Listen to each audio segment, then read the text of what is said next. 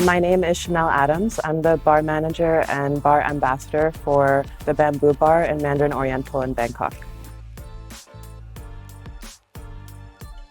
I think that with bars, the more kind of cultures that you come across, the better your palate will end up being over time. Because if you want to be a bartender and you really want to try a lot of different new things and be very creative and have your mind very open to new ideas and new cultures, it definitely helps to try as much food from around the world as possible and travel around the world as much as possible.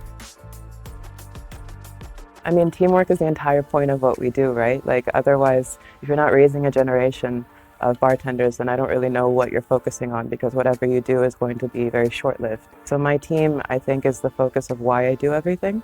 I try to bring them outside of Bangkok as much as possible and bring people to them that will teach them something quite interesting, whether it's like preparation or just an idea that maybe they might not have. But the team is the point of it all. They're the reason I try to be so creative and kind of push their own creativity, and I try to constantly push them to be outside of their comfort zone. So I think teamwork is the whole point.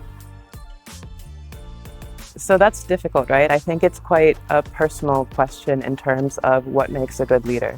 I think you have to know who your team is. I think what made me a good leader in Hong Kong versus what makes me a good leader in Bangkok is very different.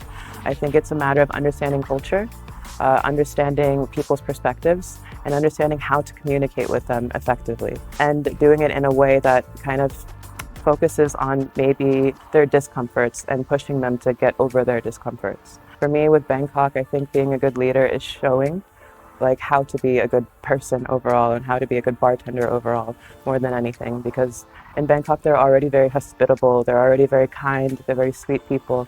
So it's a matter of just teaching technical skills and then kind of showing them how to get out of their own comfort zone and really engage with people. So Thailand is kind of in a renaissance, let's say. There's a lot of focus on Thailand. I think it's becoming the cultural capital of Asia, I would say.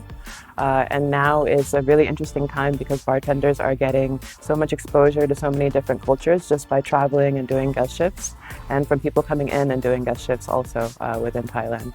So I think it's something where it's quite interesting to see where the culture is going to go. I still think it's a bit behind Hong Kong and Singapore, but I think it's catching up quite rapidly. I think in the next 5 years it will be kind of a focal point for the world for cocktails. So it's quite exciting.